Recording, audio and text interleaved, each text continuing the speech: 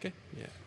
Okay, good evening, everybody. Now joined by England manager Gareth Southgate, ready to take your questions, and we'll start with Alex Howell from BBC Sport. Gareth, congratulations. I was just wondering how much you're looking forward to going back to Wembley and what you made of the performance tonight. Yeah, well, I said yesterday I thought it was actually really great for us to come away from Wembley because it would have been really hard to replicate the atmosphere from the Germany game. So to come here, prepare differently, play in an historic stadium on a night that was beautiful for football with the weather, I think inspired the players, and they gave a fantastic performance. You know, not only the players that started, but the players that came into the game. They kept the momentum going. We were able to get the players off who were on a yellow card, and a couple that are carrying knocks. But actually, I'm more thinking about the players that I had to leave out of the 23 and the ones I didn't get on the pitch, because yeah, they've been such a massive part of what we're doing, and it's so difficult to keep a group of this size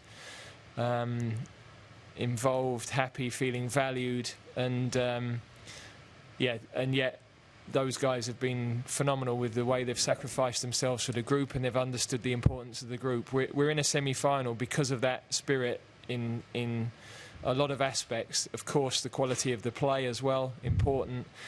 But you know, I've seen lots of nations go out of tournaments because the spirit hasn't been like these boys have got, and it's something very special that they've got to recognise.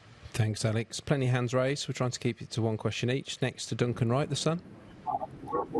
Congratulations, Gareth. Talking about spirit, you've ignited a nation. Lovely quote about having a beer. I mean, do you want them to party hard on the back of what you're doing? Well, within the rules. You know, it's yeah, I'm conscious it's not just our country that's been through so much difficulty, but we've also had a lot of division for a little while, and I know that these England nights are nights that bring everybody together, communities, families, and so to give them so much enjoyment over the last two matches in particular, but I think the ones before as well, and to have them with hope looking forward now is part of the privilege of being in the job, really. Thanks, Duncan. Mark Mann-Bryans, P8. Hi, Gareth. Hi, Mark. You're now only the second England manager to lead the nation to semi-final in both the World Cup and European Championships. I know you're not one for personal achievements, that you must be almost bursting with pride at getting something like that happening. Well, when I look at the people who are in that list of England managers, you know, Sir Bobby and Sir Alf, and you know, so many of the managers that have gone before. I mean, it is an absolute honour to be in that sort of company. So I know how high I hold them in esteem, and yeah, it's lovely to be able to get the results that are putting our country, you know, on the football map again, really. Thanks, Mark. Sammy Mockbell, Daily Mail. Hi, Gareth. Hi, Sammy. You've got a team and a squad now who have played in some of the biggest games in club and world football. 2 semi-finals, as you say, 3 semi-finals. Do you feel that this team and this squad now have got what it takes and the minerals to go that one step further and get over the line? Well, that's the challenge for us now. You know, we know that we had 2 games with Denmark in the autumn, and you know, I knew what a good side they were before, and they've proved that again in this tournament. They're obviously riding a wave of emotion after what happened with Christian as well, and that's understandable. So it's going to be a fantastic game to be a part of. We have got more experience as a group of those sorts of games, and individually the players have got experience of those games, which is definitely helpful. But we've got to do that now on Wednesday night. Thanks, Sammy. James Ollie, ESPN. Hi, Gareth. Congratulations. James. We all know England's record in tournament knockout football, particularly before you took over. So, how much pride do you take that this group can play that conviction in a knockout game? And how far do you think they've come in terms of that mindset of being able to deliver in these high-pressure moments? Yeah, I think, teams have to go on a bit of a journey, and they have to go through some pain sometimes to be able to progress. And, we've had some great nights over the last 4 years, but we've also had some painful nights, and we've learned from all of those experiences, and that's definitely helped us prepare for another tournament and prepare for the individual games. We're with the understanding of each other, the players, of how we want to play, and also the recognition that, in moments like tonight, we didn't want to take a backward step. We wanted to really grasp the opportunity rather than hope that we might win, or let fate have a chance to play its part. And I thought the players were decisive and ruthless all night. Thanks, James. Jacob Steinberg.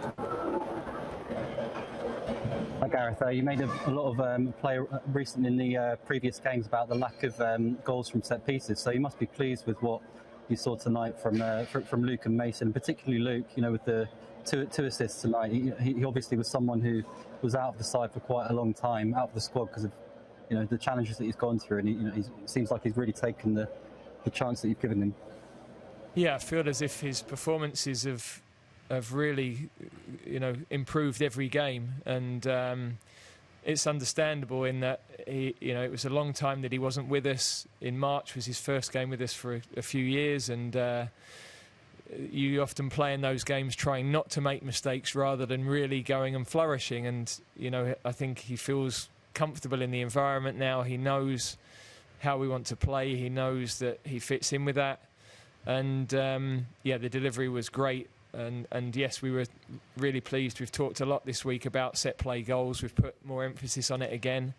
And it looked like we were going to be dangerous in training yesterday. And very often that transfers into the game, and that's what happened. Thanks, Jacob. Arilus Oldsada, VG Norway. Hi, Gareth. Congratulations. You took over an English team that had won three knockout games. Three knockout games in the 10 previous competitions, and now you've won 4 of 5 really. What do you think are the keys to that transformation when it comes to these games? Well, there's been so many things along the way, so many people involved. We've got fantastic players.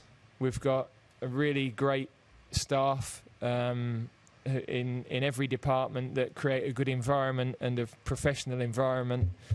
And of course, we've had to suffer a bit to get to where we are. We've had some difficult nights, some tough performances, but we are now playing with a lot of belief, and I think the players can see what's possible.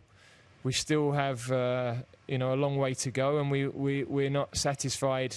Tonight is another really enjoyable night for everybody, but I've got to say, I was already before the end of the game thinking about the next challenge, and that's the one for us. We've never been to a European Championship final, so it's another opportunity to make history.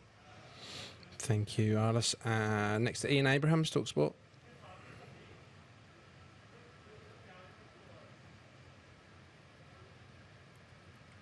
Okay, Ian, are you there yet? No, It was special in Russia, but is it going to be even more special on Wednesday, a semi-final for you at Wembley?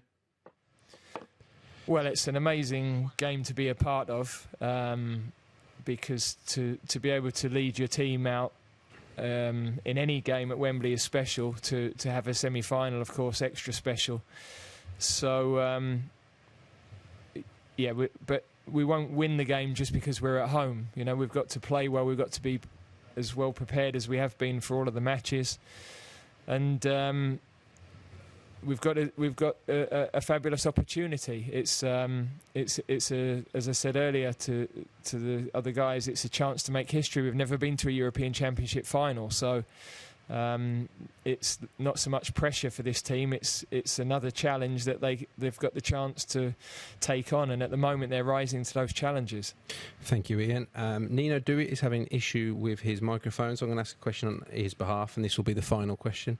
Gareth, on behalf of Nino, he asks, England has not conceded a goal yet in the tournament. What makes the English defence so good at the moment?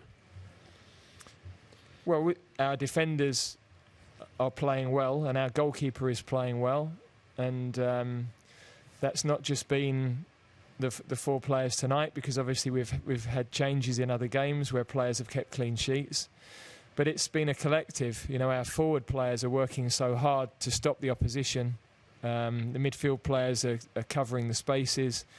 You don't keep clean sheets just as a defence. So although it's a great feeling for the defence and they should be proud, it's a collective thing, and I think the players are seeing the rewards of that and they're buying into that, and we've known that it would give us a great chance in the tournament, and tonight we were able to add the goals and a bit of panache in the way we played, and a